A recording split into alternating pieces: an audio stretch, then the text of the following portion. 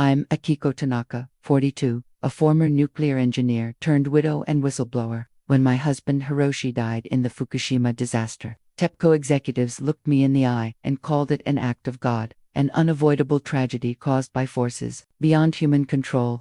They offered condolences, a modest settlement, and silence. But I knew the reactor systems better than they thought I did. What I discovered in those leaked documents didn't just expose their lies, it revealed a cover-up, so systematic, so callous, that it would cost them everything they tried to protect. Sometimes, the truth demands more than grief. It demands justice. Before we jump back in, tell me where you're tuning in from, and if this story touches you. Make sure you're subscribed because tomorrow I've saved something extra special for you. If you've ever fought powerful institutions that tried to silence your pain, like for stories of courage, truth, and the price of speaking up when it matters most. Before we jump back in, tell me where you're tuning in from, and if this story touches you, make sure you're subscribed because tomorrow I've saved something extra special for you. I met Hiroshi at Tokyo University in 1992. Both of us wide-eyed nuclear engineering students who believed we could change the world. He had this way of explaining complex reactor systems using everyday metaphors, comparing cooling circuits to the circulatory system, describing containment structures like protective shells around delicate eggs. When he smiled, which was often in those early days, his whole face lit up with genuine enthusiasm for our shared future. We married in 1998, 2 years after graduation, both of us already working for different companies in Japan's nuclear industry. I was at the Nuclear and Industrial Safety Agency, reviewing safety protocols, while Hiroshi joined TEPCO as a systems engineer at Fukushima Daiichi. We dreamed of reforming nuclear safety from within, making the technology that powered our nation even safer for future generations. But by 2010, Hiroshi's enthusiasm had dimmed considerably. I'd find him at our kitchen table late at night, hunched over his engineering notebook, filling page after page with calculations and concerns. The leather-bound book became his constant companion, a repository of technical worries that seemed to multiply with each passing month. The backup power systems at the plant, he'd tell me, his voice heavy with frustration. They're not positioned where the original designs specified. And the tsunami walls, Kiko, they're not high enough for the historical records of this coastline. I remember trying to reassure him, pointing out that Japan had some of the world's strictest nuclear safety standards, but Hiroshi would shake his head, tapping his pen against those notebook pages filled with his careful handwriting. Standards on paper and reality in the field are two different things, he'd say. Cost-cutting measures keep pushing critical safety margins thinner and thinner. The morning of March 11, 2011, started like any other Friday. Hiroshi kissed me goodbye at 6:30 a.m., his notebook tucked under his arm, as always. We'd been married 13 years by then, and I still loved watching him prepare for his demo. Careful, always double-checking that he had everything he needed. "What's on your agenda today?" I asked, handing him his travel mug of coffee. "Safety drill review," he said, but there was something in his expression that seemed troubled. "And I need to document some concerns about the emergency generators. The positioning still bothers me." Those were the last words we spoke in person. By 2:46 that afternoon, everything we'd built together would be gone. The earthquake hit at 2:46 p.m. while I was reviewing safety documentation at my office in Tokyo. The building swayed like a ship in heavy seas. Computer monitors sliding across desks, ceiling tiles raining down around us. But this wasn't just any earthquake. This was the most powerful ever recorded in Japan. A magnitude 9.0 monster that seemed to go on forever. My first thought was Hiroshi. The Fukushima plant was much closer to the epicenter than Tokyo, and I knew the facility would be experiencing forces far beyond what anyone had planned for. I tried calling his cell phone immediately, but the call wouldn't connect. The communications infrastructure was already failing. The emergency communication log that TEPCO would later release showed the official timeline. Earthquake at 2:46 p.m. Automatic reactor shutdown initiated. Backup power systems activated. Everything proceeding according to protocol. But what that sanitized document didn't capture was the chaos, the terror, the complete breakdown of normal operations that was already beginning. I spent the next hour desperately trying to reach anyone at the plant. The landlines were down, cell towers were failing. Even the emergency radio frequencies seemed overwhelmed. Through my office window, I could see smoke rising from multiple points across Tokyo as fires erupted from ruptured gas lines and electrical failures. Then came the reports of the tsunami.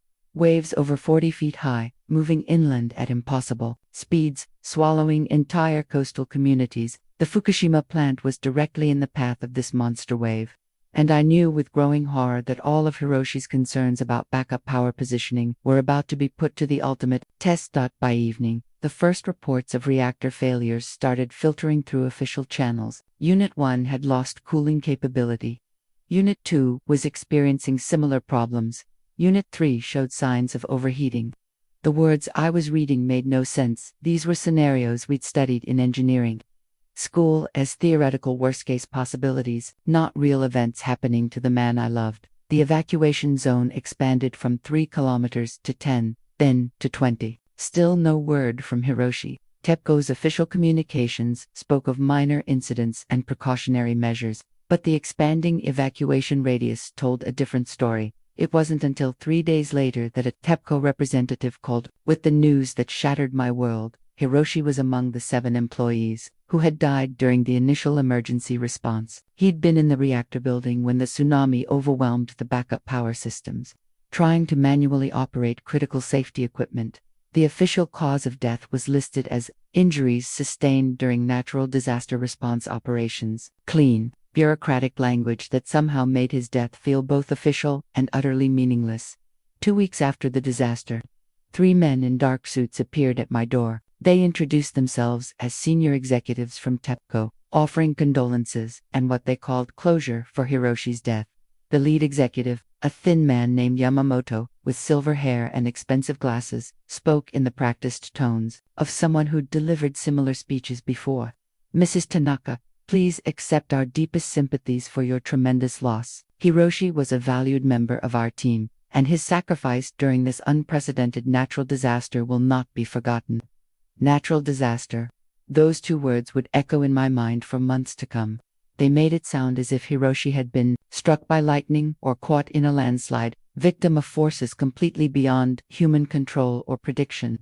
The earthquake and tsunami were events of such magnitude, Yamamoto continued, that no amount of human preparation could have prevented the tragic losses we experienced. What happened at Fukushima was an act of nature that exceeded all known historical precedents. They presented me with a settlement offer, a legal document printed on heavy paper with TEPCO's corporate seal. The sum was modest but not insignificant, enough to cover my immediate expenses and provide some financial security for the next few years. In exchange, I would agree not to pursue any legal action against the company and would sign a non-disclosure agreement, preventing me from discussing the details of Hiroshi's death or the circumstances surrounding the disaster. "This is standard procedure," explained the second executive, a younger man who kept glancing at his watch. "It helps families move forward without the additional stress of prolonged legal proceedings. We've found that closure comes more quickly when families can focus on healing rather than litigation." As they spoke, I found myself studying their faces, looking for some hint of genuine emotion or acknowledgement of the magnitude of what had happened. But there was nothing, just the polished efficiency of corporate damage control. "We'll need your signature by next Friday," Yamamoto said, standing to leave. "This offer has a limited time frame for acceptance." After they left, I sat at my kitchen table holding the settlement documents, trying to process what had just happened. The corporate language was so clean, so clinical. According to TEPCO, my husband had died in an unprecedented natural disaster, while performing his duties in accordance with established emergency protocols. But as I held those papers, I kept thinking about Hiroshi's notebook, still sitting in our bedroom where he'd left it that final morning. All those late-night calculations, all those concerns about backup power systems and tsunami wall heights, had those been the ravings of an overly cautious engineer? Or had my husband seen this coming? In the weeks following TEPCO's visit, I found myself unable to sleep. The silence in our apartment was overwhelming. No more sounds of Hiroshi shuffling around the kitchen in the early morning. No more rustling of notebook pages as he worked late into the night. The grief was crushing, but underneath it something else was growing: doubt. I started reading everything I could find about the disaster.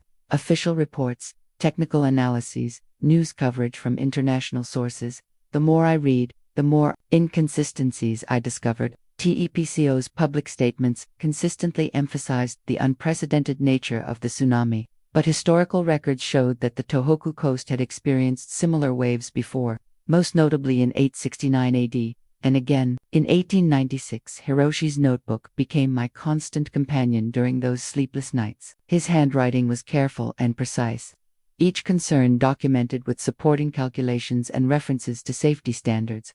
On page after page, he'd identified potential vulnerabilities: backup generators positioned too low, seawalls insufficient for historical tsunami heights, inadequate redundancy in cooling systems. Then I found his final entry, dated March 10, just one day before the disaster. Spoke with maintenance chief about generator positioning again. He'd written, told the backup systems aren't what they claim to be in the safety documentation. Water intrusion remains a critical vulnerability. But it was his final text message that truly shattered my acceptance of TEPCO's narrative. I'd been avoiding his phone for weeks, unable to bear seeing his final communications. When I finally opened it, I found a message sent at 2:52 p.m. on March 11, just 6 minutes after the earthquake began, but 4 minutes before the tsunami reached the plant. Emergency generators flooding, not earthquake damage, design flaw, love you.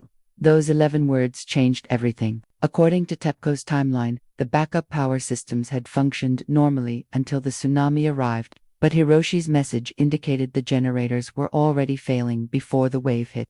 Either my husband was wrong, which seemed impossible, given his expertise and his position in the plant, or TEPCO was lying about the sequence of events. My family and friends urged me to sign the settlement and move on. You need closure, my sister kept saying. Holding on to anger won't bring him back. Even my former colleagues at the Nuclear Safety Agency suggested that pursuing questions about the disaster would only cause me more pain, but I couldn't let it go. If Hiroshi was right, if there were design flaws that contributed to his death and the deaths of others, then TEPCO's narrative of an unprecedented natural disaster was a deliberate lie. And if they were lying about that, what else were they hiding? The decision crystallized one evening, as I sat holding both the settlement documents and Hiroshi's notebook. I could take their money, sign their papers, and spend the rest of my life wondering whether my husband died because of forces beyond human control or because of human negligence that could have been prevented. I chose truth over comfort. I chose questions over closure. Armed with my engineering background and Hiroshi's documented concerns, I began systematically analyzing every public report about the disaster. TEPCO had released hundreds of pages of technical documentation, ostensibly showing their full cooperation with government investigators, but my training taught me to look beyond the conclusions to the raw data, and that's where the first real cracks in their story began to appear. The official maintenance records showed a troubling pattern. Critical safety upgrades that should have been completed years earlier kept getting deferred. Emergency generator inspections that were supposed to be monthly had gaps of 3 and 4 months. Most telling were the modifications to the backup power system positioning changes made in 2009 that moved the generators to a lower elevation than originally specified, apparently to save construction costs. I cross-referenced these records with the technical specifications I remembered from my own work in nuclear safety oversight. The backup generators at Fukushima Daiichi were supposed to be positioned above the maximum credible tsunami height for the region, but the maintenance records showed they'd been relocated to basement levels to save money on structural reinforcement. This wasn't just cost-cutting, it was a deliberate decision to prioritize economics over safety margins. My first breakthrough came when I started reaching out to other families who'd lost loved ones in the disaster. Through online forums and support groups, I connected with Kenji Sato, whose brother had been a maintenance supervisor at the plant. Like me, Kenji had questions about the official timeline that didn't match what his brother had told him in their final phone conversation. Takeshi called me at 3:15. Kenji told me during our first meeting at a quiet cafe in Tokyo. He said the generators had been compromised before the big wave even arrived.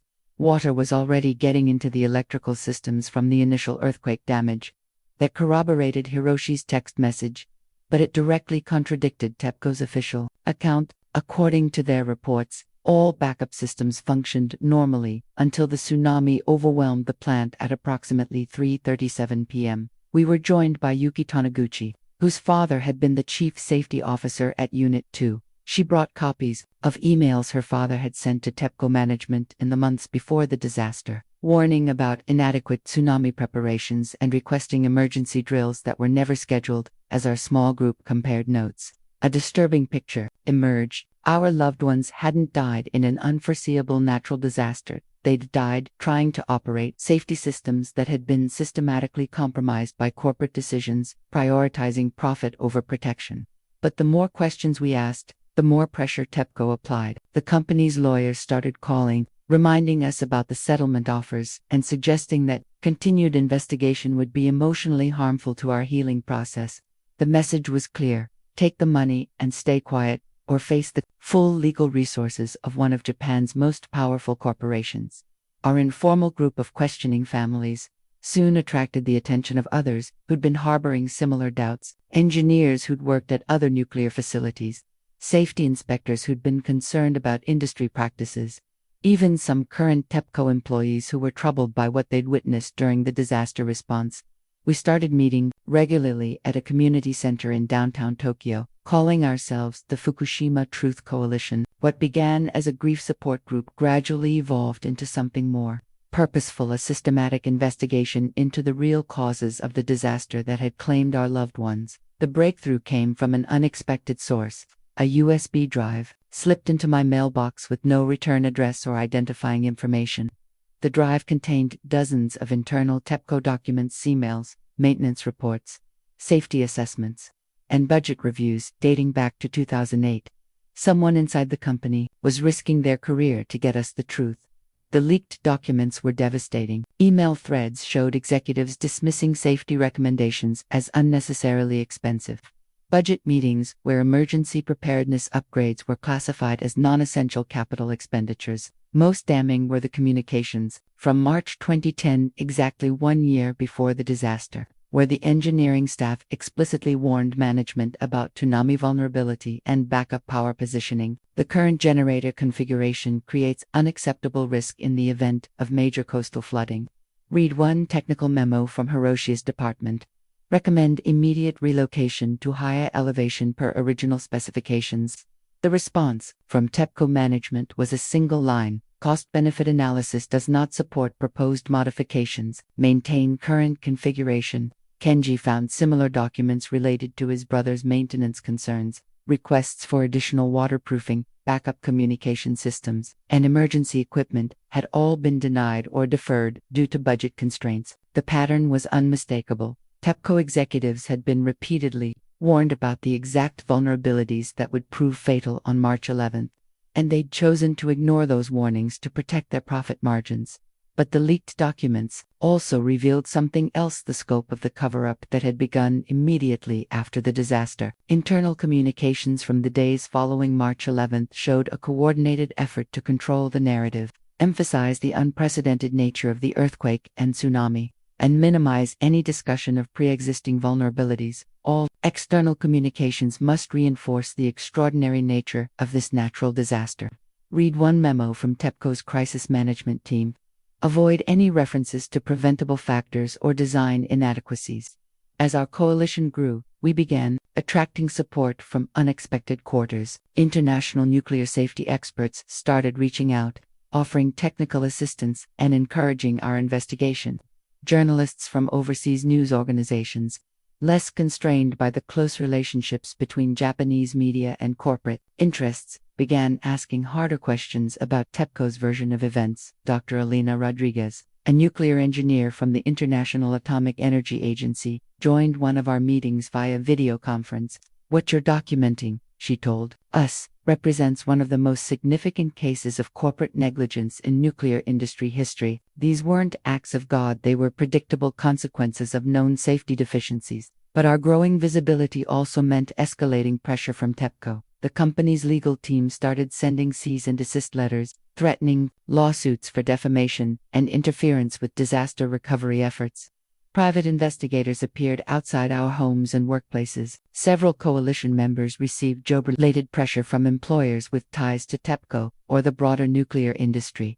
The leaked documents kept coming, each batch revealing deeper layers of corporate negligence. Our anonymous source seemed to have access to years of internal communications, and the picture that emerged was far worse than any of us had imagined. the most damaging evidence came in the form of a comprehensive safety assessment report from 2009, 2 years before the disaster. The document, marked confidential executive review only, had been commissioned by TEPCO's board of directors following concerns raised by international nuclear safety organizations about Japanese plant vulnerabilities. The report was devastating in its conclusions.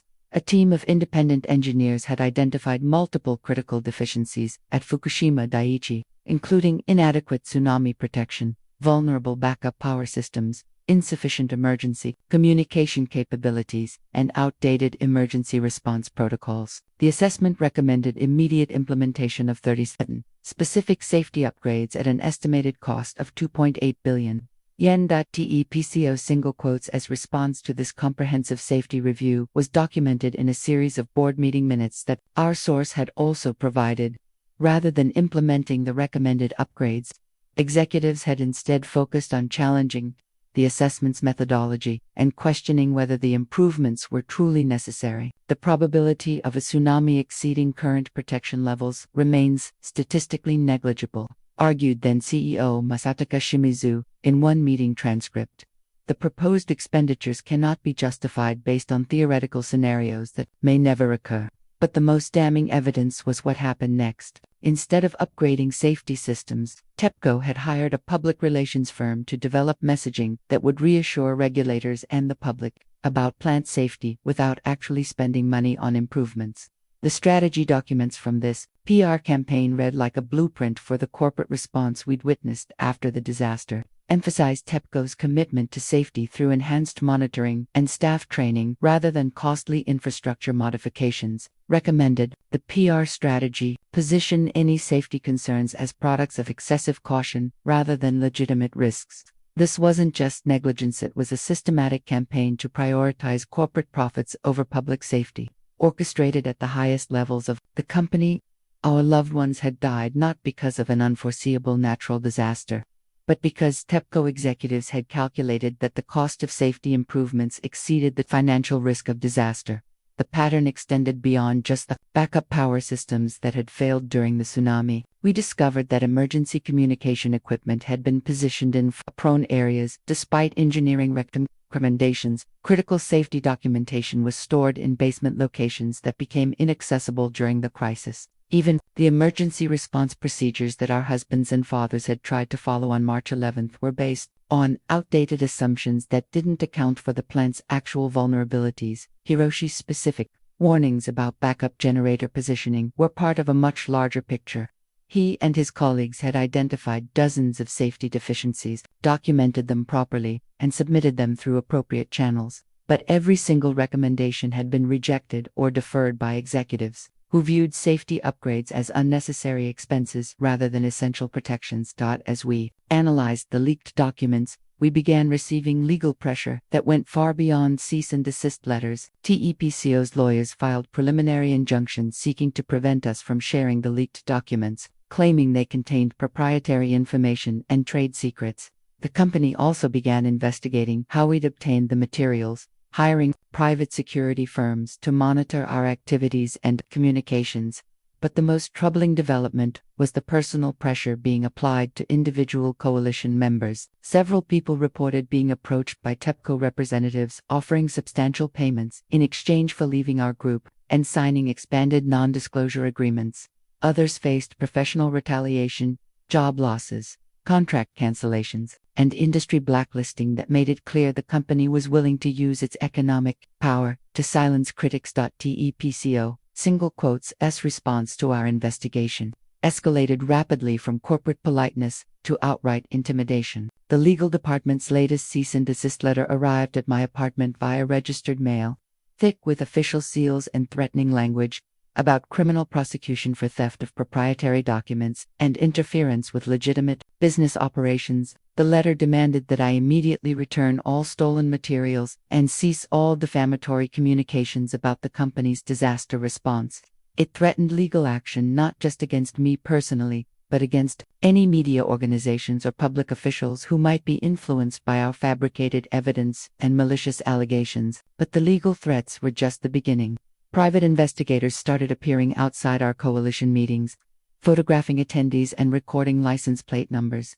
My neighbors reported strangers asking questions about my daily routine, my financial situation, and my emotional stability following Hiroshi's death. The psychological pressure was deliberate and sophisticated. TEPCO's crisis management team had clearly studied how to discredit whistleblowers and grieving families who posed threats to corporate interests. They focused particularly on undermining my credibility, spreading suggestions through industry contacts that my investigation was the product of grief-induced paranoia, rather than legitimate engineering analysis. Mrs. Tanaka appears to be struggling with the normal grieving process. Read one confidential assessment that somehow found its way to journalists covering our story. Her technical background may be giving false credibility to conspiracy theories that have no basis in actual plant operations. They targeted my professional reputation as well. Former colleagues at the Nuclear Safety Agency started receiving calls suggesting that my current activities reflected poorly on the agency's objectivity and professionalism. Several longtime friends in the industry stopped returning my calls, clearly uncomfortable with the controversy surrounding our investigation. The most disturbing attack came through psychological manipulation disguised as concern for my well. A TEPCO representative named Dr. Hayashi, who identified himself as a corporate counselor specializing in disaster recovery support, contacted me to offer free grief counseling services. "We're concerned about your emotional state during this difficult time," he explained during an unscheduled visit to my apartment. Losing a spouse in such tragic circumstances can sometimes lead to unhealthy coping mechanisms, including obsessive behaviors and paranoid thinking patterns. His offer of help came with subtle suggestions that my investigation was harming my mental health and preventing me from moving forward with my life. He recommended that I consider taking a healing-focused approach that would involve ending my involvement with the coalition and accepting TEPCO's support for grieving families. But even as the corporate pressure intensified, our investigation was gaining support from unexpected sources. International nuclear safety experts began publicly backing our findings, giving credibility to the leaked documents and validating our technical analysis. Dr. Rodriguez, from the IAEA, issued a statement calling for independent investigation of the safety deficiencies we'd identified. More importantly, we started hearing from current and former TEPCO employees who were willing to speak privately about the company's safety culture. These conversations, conducted carefully to protect the sources' identities, confirmed our worst suspicions about how the company had operated in the years leading up to the disaster. Everyone knew the backup systems were inadequate, one former engineer told me during a clandestine meeting in a Tokyo park, but raising safety concerns was career suicide. The company made it clear that engineers who focused too much on theoretical problems wouldn't advance professionally. The pattern these sources described was institutional negligence, corporate culture that systematically discouraged safety advocacy and rewarded managers who kept costs low regardless of risk implications. The breakthrough that would ultimately expose TEPCO's systematic deception came through our anonymous source in February 2012. Almost 11 months after the disaster. This time, the USB drive contained something unprecedented: real-time email communications between TEPCO executives during the first hours of the crisis on March 11. These weren't sanitized public relations statements or carefully crafted legal documents. These were the private, unguarded communications between company leaders as they watched their worst nightmares unfold, and as they immediately began calculating how to control the narrative rather than focus on emergency response. The executive email chain began at 3:42 p.m. on March 11, just minutes after the tsunami had overwhelmed the plant, while Hiroshi and his colleagues were still fighting to maintain cooling systems and prevent reactor meltdowns. TEPCO's leadership was already discussing damage control strategy. Initial reports suggest multiple system failures beyond our public preparedness scenarios, wrote Executive Vice President Ichiro Takakudo. Recommend immediate coordination with government relations and legal teams to manage information flow and limit liability exposure. The response from CEO Masataka Shimizu was chilling in its priorities. Understood. All external communications must emphasize unprecedented nature of natural disaster. Legal teams should prepare comprehensive strategy for managing wrongful death claims and regulatory investigations. This exchange occurred while the fate of the reactors and the men still inside them remained unknown. TEPCO's executives were planning their legal defense before they even knew whether Hiroshi was alive or dead. But the most damning evidence came in emails from the following days, as the full scope of the disaster became clear.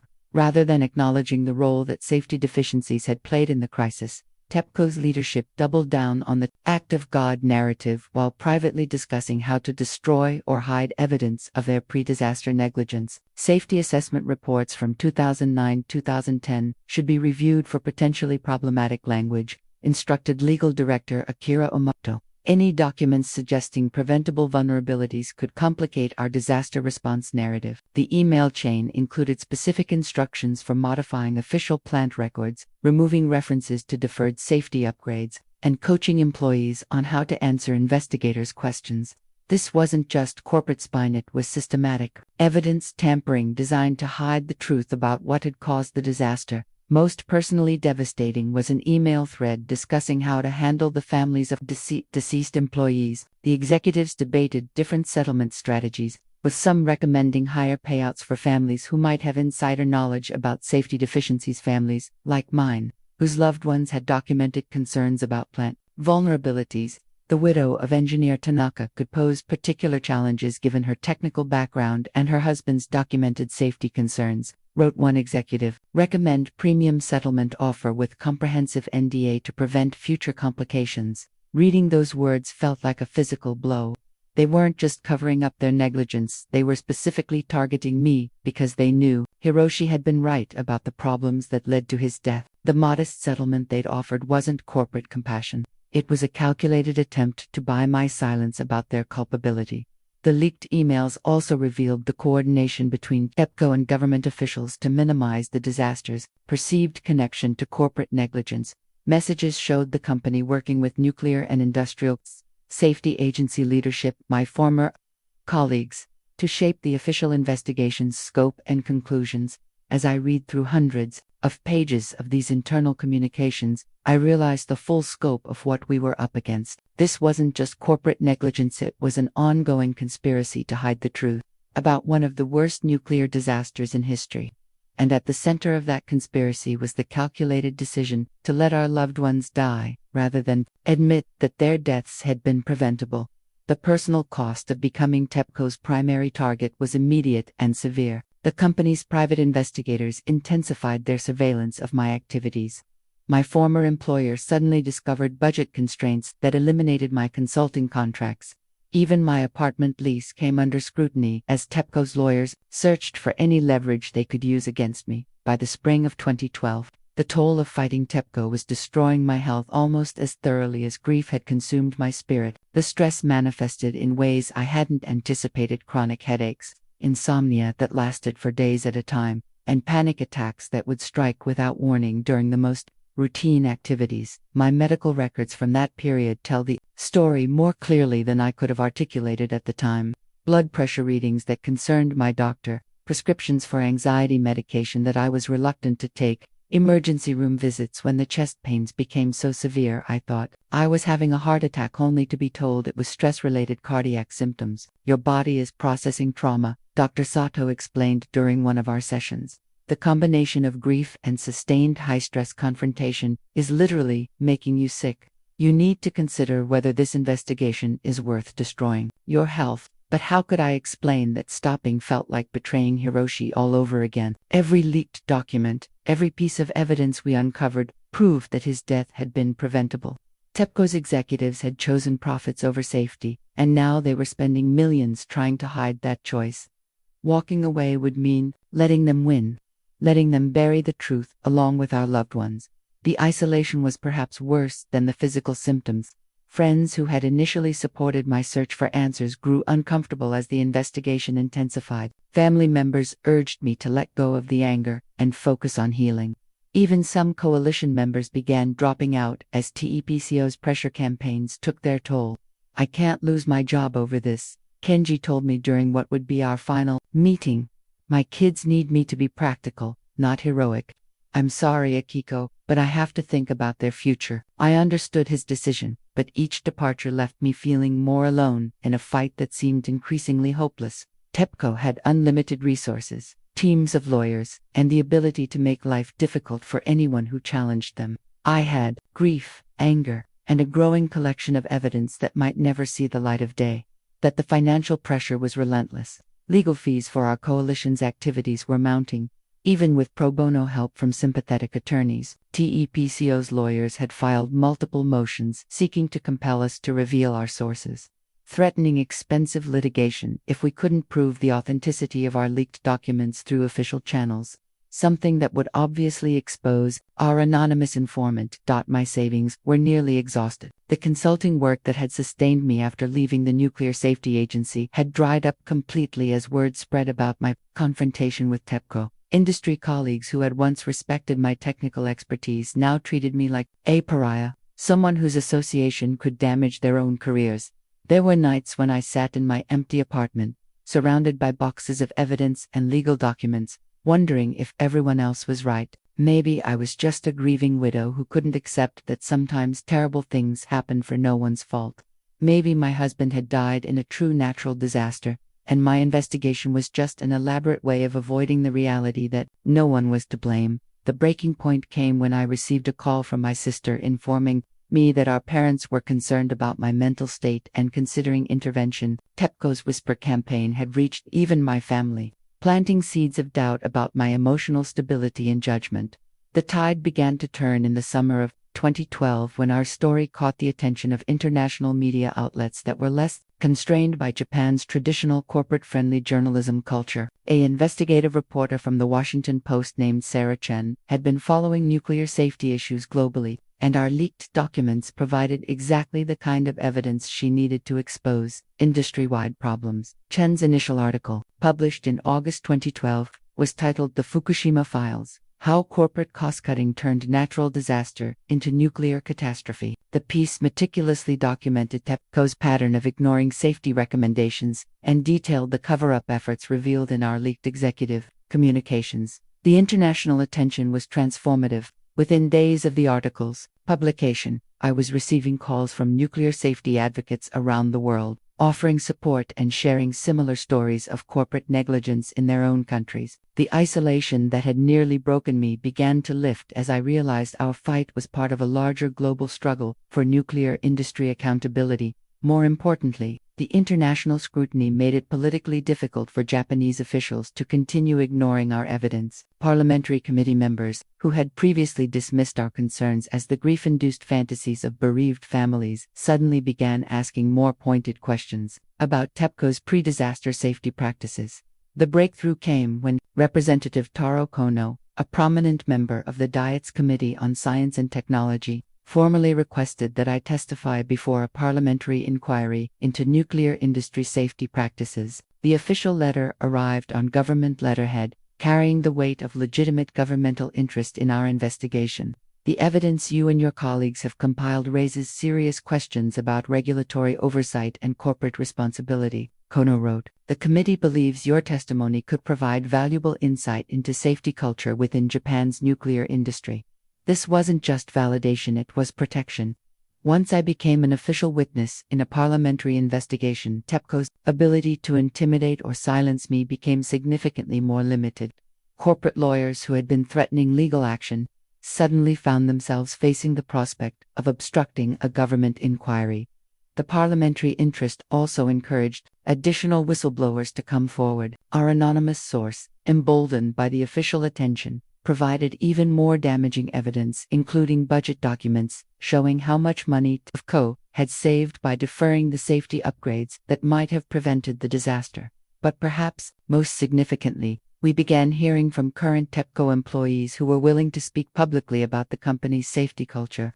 Engineers and technicians who had been silenced by fear of retaliation found their courage when they saw that government officials were finally taking the issues seriously. Hiroshi's former colleague, Yuki Matsumoto, agreed to speak on the record about the safety concerns that had been raised and ignored in the years before the disaster.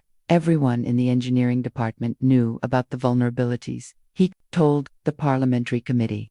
"But the company culture made it clear that your career prospects depended on not making problems for management." The growing coalition of support included international nuclear safety organizations that began calling for comprehensive reforms in industry oversight. The International Atomic Energy Agency issued a statement acknowledging that our evidence suggested systematic deficiencies in safety culture and regulatory compliance that extended far beyond the specific circumstances at Fukushima. Even more encouraging was the support we received from nuclear engineers in other countries who recognized that the problems we'd identified weren't unique to Japan. Similar patterns of deferred maintenance, inadequate safety margins, and regulatory capture existed throughout the global nuclear industry. As our credibility grew and our evidence base expanded, TEPCO's position became increasingly untenable. The company's stock price began reflecting investor concerns about potential legal liability. Credit rating agencies started questioning whether the corporation could survive the financial consequences of the systematic negligence we'd documented. The corporate response shifted from intimidation to damage control, as TEPCO's executives realized they could no longer simply dismiss us as grieving widows pursuing conspiracy theories.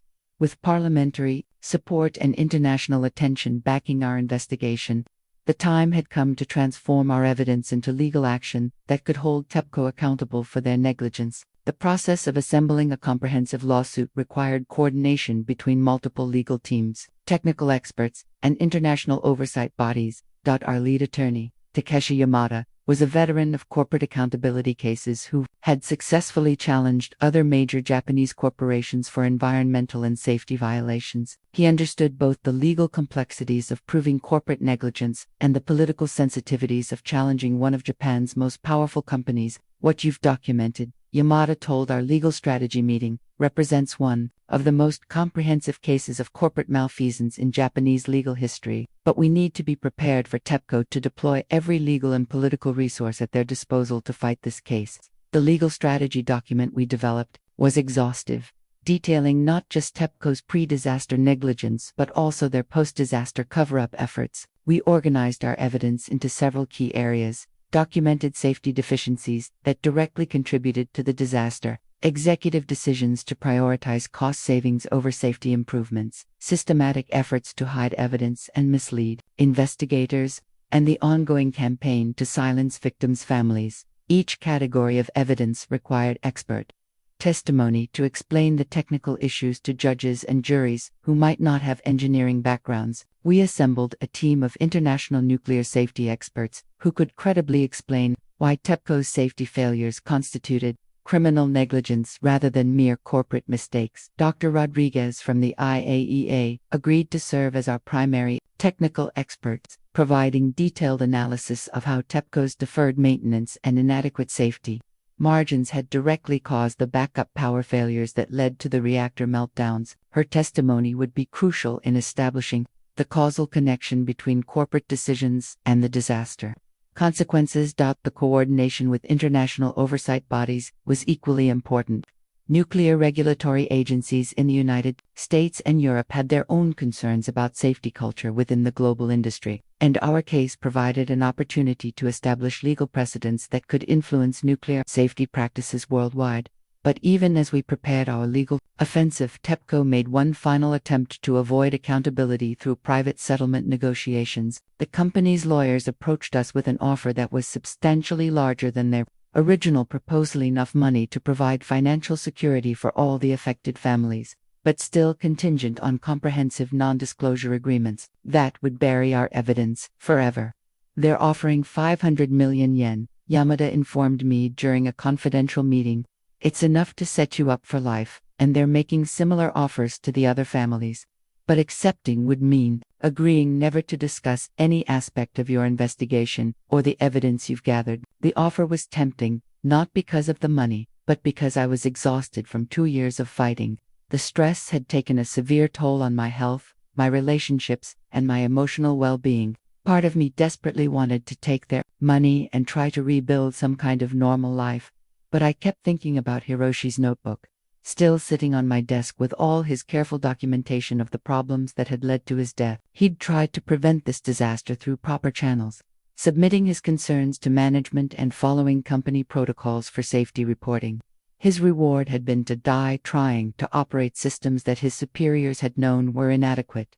taking TEPCO's settlement would mean that his warnings, his expertise, and his sacrifice had meant nothing. It would ensure that the systematic problems we'd identified would never be addressed, leaving other nuclear workers vulnerable to similar, preventable disasters. The decision was unanimous among our remaining coalition members. We would reject the settlement and proceed with comprehensive legal action that would force TEPCO to face public accountability for their negligence. The company's executives had gambled with our loved ones, lived and lost. Now it was time for them to face the consequences of those decisions.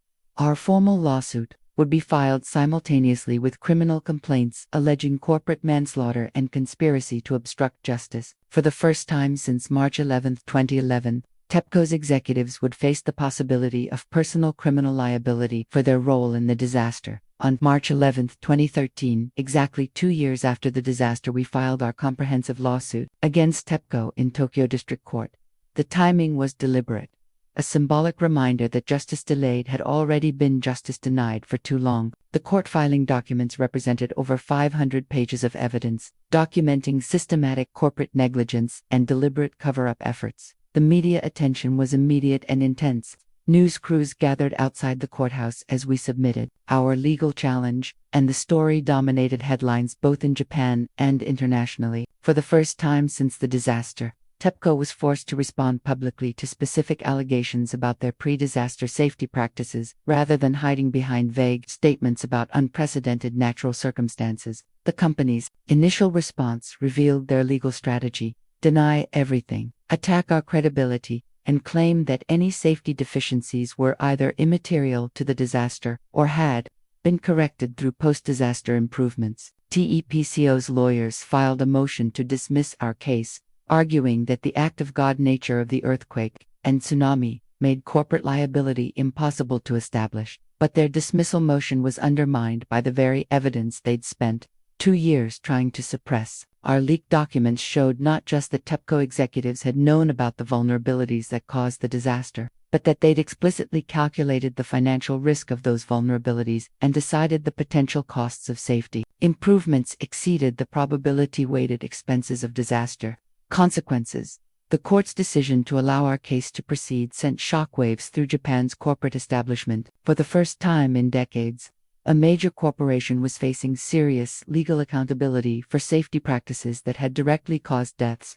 TEPCO's stock price plummeted as investors realized the company could face liability that might exceed its total assets. More importantly, the court proceedings would force TEPCO to produce internal documents under oath, meaning their executives could face perjury charges if they continued lying about their pre-disaster knowledge of safety deficiencies. The discovery process would compel disclosure of materials that TEPCO had successfully hidden from government investigators. The global implications were equally significant. Nuclear regulatory agencies around the world began re-examining their own safety oversight practices in light of our evidence about how corporate cost-cutting could systematically undermine public safety protections. The International Atomic Energy Agency announced new guidelines for safety culture assessment that directly addressed the problems we'd identified. As the legal proceedings intensified, TEPCO's media strategy shifted from denying our allegations to attacking our motivations. Corporate spokesmen suggested that our lawsuit was preventing Japan from moving forward and healing from the disaster. They portrayed our quest for accountability as somehow dishonoring the memory of those who'd died in the tsunami. But this strategy backfired when other Fukushima families began speaking publicly in support of our case. Survivors and relatives who had initially accepted TEPCO's official narrative began questioning whether they too had been deceived about the preventable causes of their losses. The breakthrough moment came when TEPCO was forced to turn over the original safety assessment report from 2009. The document that had explicitly warned about the vulnerabilities that proved fatal 2 years later. Under oath, company executives had to acknowledge that they'd received comprehensive warnings about backup power system inadequacies and tsunami protection deficiencies, and that they'd consciously decided not to implement the recommended safety improvements. Former CEO Masataka Shimizu's deposition was particularly damaging. Faced with his own emails discussing litigation strategy while the reactors were still melting down, he struggled to maintain TEPCO's position that the company had acted responsibly. His admission that financial considerations influenced the timing of safety upgrades was a legal acknowledgement that corporate profits had been prioritized over public safety. The media coverage of these revelations transformed public perception of the disaster.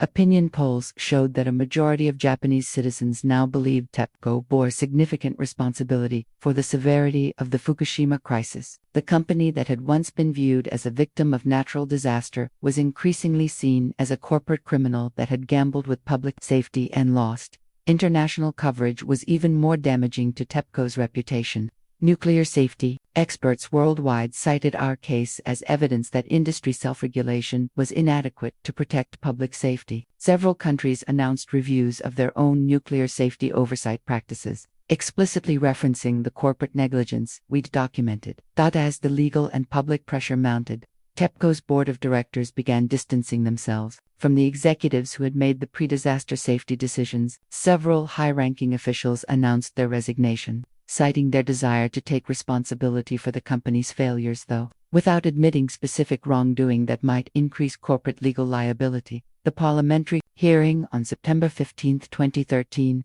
was my first opportunity to present our evidence directly to the Japanese government, without TEPCO's lawyers filtering the information. The committee room was packed with media representatives, nuclear industry officials, and families of disaster victims who had traveled from across the country to witness this moment of potential accountability. Committee Chairman Taro Kono opened the session by acknowledging the significance of the testimony. The evidence compiled by Mrs. Tanaka and her colleagues raises fundamental questions about nuclear safety oversight and corporate responsibility. Today, we seek to understand how such systematic failures were possible and what reforms are necessary to prevent similar tragedies. My testimony began with Hiroshi's story, his technical expertise, his documented concerns about plant safety, and his final text message indicating that backup systems were failing before the tsunami arrived. But then I moved beyond the personal narrative to present the comprehensive evidence of corporate negligence we'd assembled over 2 years of investigation. The parliamentary testimony transcript would later become a crucial public record, but in that moment, reading from Hiroshi's notebook and our leaked documents felt like finally giving voice to all the engineers and technicians whose safety warnings had been ignored by TEPCO's executives. Honorable committee members, I testified, my husband died not because of an act of God, but because of calculated corporate decisions that prioritized short-term profits over long-term safety. The evidence shows that TEPCO executives received explicit warnings about the vulnerabilities that caused this disaster, and they consciously chose to ignore those warnings. I presented the 2009 safety assessment that had identified critical deficiencies, the budget documents showing how much money TEPCO saved by deferring safety upgrades, and the executive emails revealing the immediate cover-up efforts that began while our loved ones were still fighting to prevent reactor meltdowns. The committee members' questions revealed that our investigation had already influenced their understanding of the disaster. Rather than asking whether TEPCO bore responsibility, they focused on the scope of that responsibility and the systemic changes needed to prevent similar corporate negligence. Representative Kono's questioning was particularly pointed. Mrs. Tanaka, based on your analysis of these documents, do you believe the Fukushima disaster was preventable? Yes, sir, I replied. If TEPCO had implemented the safety recommendations from their own engineers and independent assessments, the backup power systems would have survived the tsunami, and the reactor meltdowns would not have occurred. The natural disaster was unavoidable, but the nuclear disaster was entirely preventable. The most dramatic moment came when TEPCO executives were called to respond to specific evidence from our leaked documents. Former CEO Shimizu, under oath before the parliamentary committee, was forced to acknowledge that safety upgrade costs had been a factor in implementation timelines. When pressed about the email discussing litigation strategy while reactors were melting down, Shimizu's response was devastating to TEPCO's public position. In retrospect, our immediate focus should have been entirely on emergency response rather than legal considerations. The parliamentary testimony shifted public opinion decisively against TEPCO. Opinion polls conducted after the hearing showed that over 80% of Japanese citizens believed the company bore significant responsibility for the disaster's severity. More importantly, the testimony provided political cover for government officials to pursue stronger regulatory reforms and corporate accountability measures. International observers praised the parliamentary committee's thorough examination of the evidence. Nuclear safety experts from multiple countries testified that the corporate negligence documented in our case represented industry-wide problems that required systematic regulatory reforms rather than company-specific solutions. The court judgment arrived on March 11, 2014, 3 years to the day after the disaster that had claimed Hiroshi's life. The timing felt symbolic, a form of cosmic justice that acknowledged how long the truth had been buried under corporate lies and legal maneuvering. Judge Sato's decision was comprehensive and damning. The court found TEPCO liable for systematic negligence in safety management, deliberate disregard for expert recommendations, and calculated concealment of material safety deficiencies. The judgment document ran to over 200 pages, methodically detailing how corporate cost-cutting decisions had directly caused the preventable aspects of the nuclear disaster. The evidence demonstrates that TEPCO executives possessed detailed knowledge of critical safety vulnerabilities for years before the disaster. Judge Sato wrote, "Their conscious decision to defer essential safety improvements in favor of short-term cost savings constitutes gross negligence that directly contributed to the severity of the nuclear crisis and the deaths of plant personnel." The financial compensation awarded to affected families totaled over 15 billion yen, an unprecedented sum that reflected both the scope of TEPCO's negligence and the court's determination to establish meaningful consequences for corporate malfeasance. But more important than the money was the legal precedent establishing that corporations could be held criminally liable for safety decisions that prioritized profits over public welfare. The court also mandated comprehensive reforms in safety management structure, including independent oversight of all safety-related decisions and mandatory implementation of any safety improvements recommended by qualified engineers or external assessors. These reforms effectively removed corporate executives' ability to override safety considerations for financial reasons. Perhaps most significantly, the judgment required TEPCO to establish a public memorial acknowledging the preventable aspects of the disaster and the company's responsibility for the deaths that resulted from their negligence. This wasn't just financial compensation, it was formal recognition that our loved ones had died because of human failures, not divine intervention. The criminal charges against individual TEPCO executives proceeded separately, with several former officers facing prosecution for criminal negligence causing death. While corporate punishment was important, holding individual decision-makers personally accountable sent a message that would resonate throughout Japan's business community. The international implications of our legal victory extended far beyond Japan's borders. Nuclear regulatory agencies worldwide began implementing reforms based on the safety culture deficiencies we'd identified. The International Atomic Energy Agency established new standards requiring independent safety oversight and mandatory implementation of qualified safety recommendations. Other countries, facing similar corporate accountability challenges, cited our case as precedent for holding powerful corporations legally responsible for safety decisions that endangered public welfare. Environmental and safety advocates globally recognized that our victory had implications extending far beyond nuclear power to any industry where corporate cost-cutting could compromise public safety. But the most meaningful vindication came in the form of policy changes that would prevent future disasters. Japan's new nuclear safety regulations incorporated every safety improvement that Hiroshi and his colleagues had recommended before their deaths. Their technical expertise, finally given the respect it deserved, would protect future generations of nuclear workers. The Nuclear Regulation Authority established new requirements for safety culture assessment, mandatory safety upgrade implementation, and independent oversight of corporate safety decisions. These reforms meant that no future nuclear executives could legally make the kinds of cost-cutting decisions that had caused the Fukushima disaster. For me, personally, the court judgment provided something beyond legal vindication.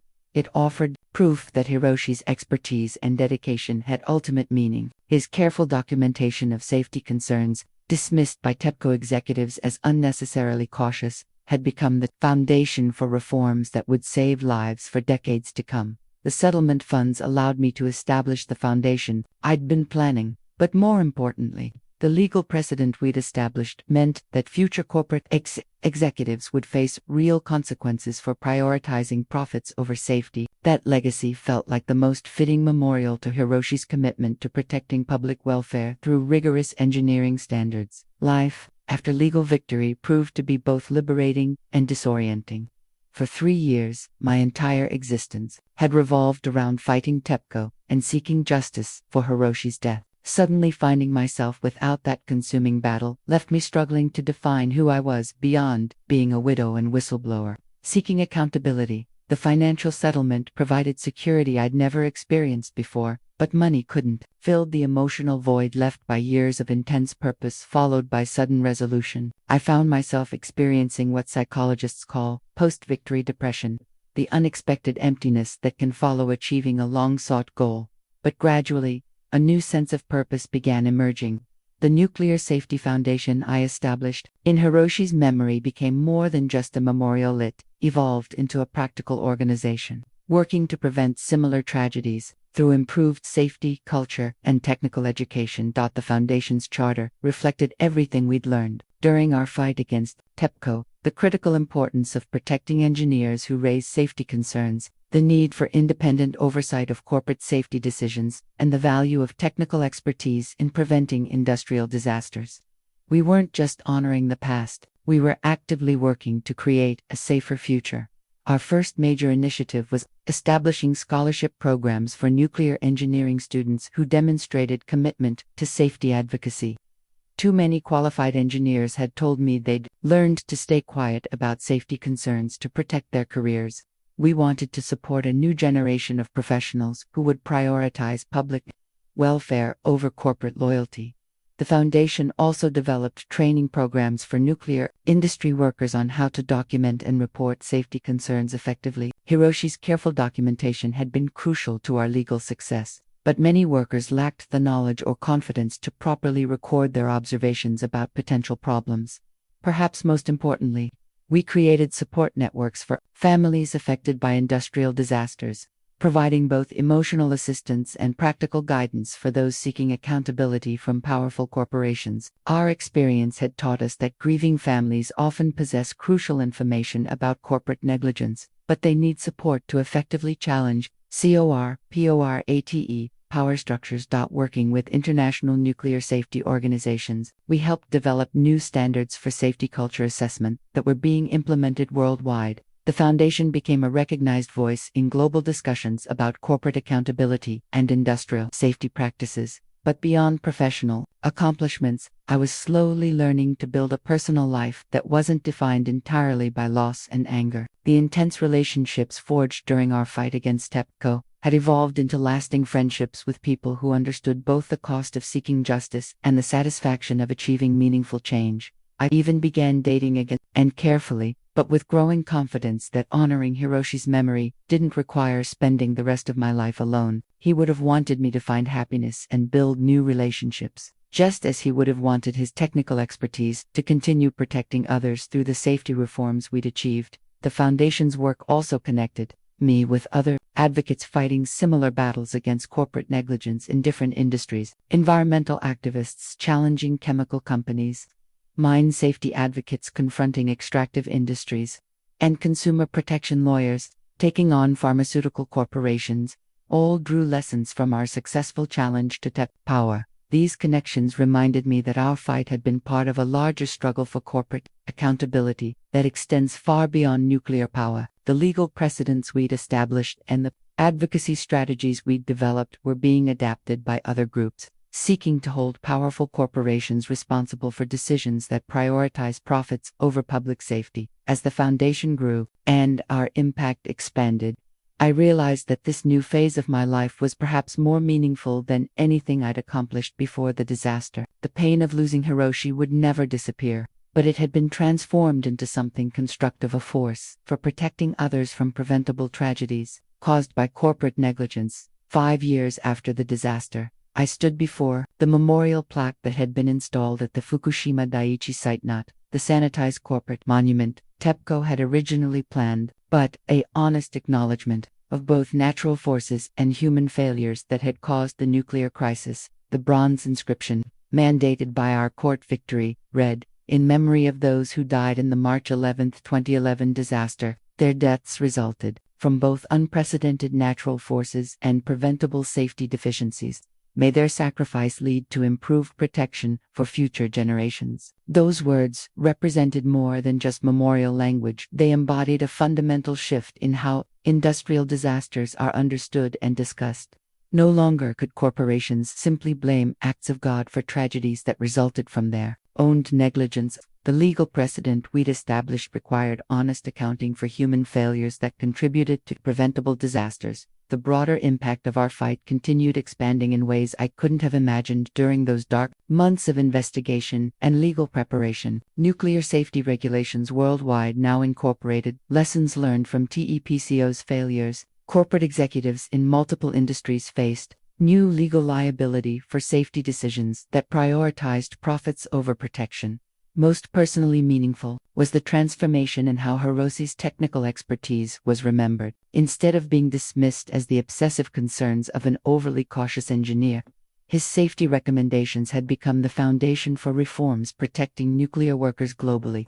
His careful documentation and persistent advocacy had ultimately saved more lives than his death had cost. The memorial plaque acknowledged that truth, that preventable deaths could have meaning if they led to systematic changes preventing future tragedies. This wasn't just about honoring the past, it was about accepting responsibility for creating a safer future. Standing there, I reflected on the journey that had brought me from grieving widow to successful advocate for corporate accountability. The price had been enormous years of stress, health problems, financial hardship, and social isolation. But the alternative, accepting TEPCO's lies and allowing their negligence to remain hidden, would have meant that Hiroshi's death was truly meaningless. Our fight had proven that even the most powerful corporations could be held accountable for their actions if determined people were willing to persistently seek truth, despite enormous pressure to remain silent. The David and Goliath narrative wasn't just inspiring rhetoric, it reflected the real possibility of achieving justice against seemingly impossible odds.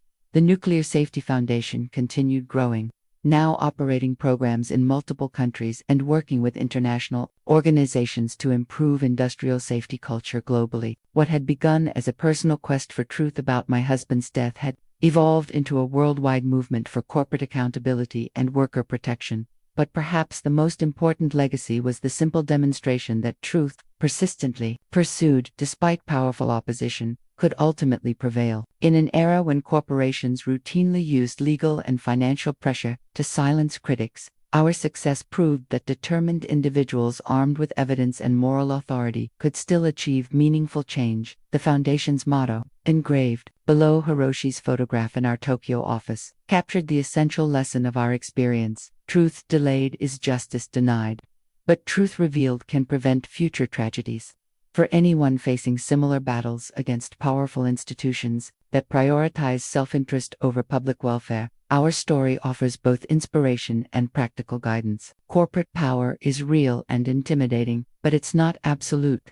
Determined people seeking truth can achieve justice, even against the most formidable opponents.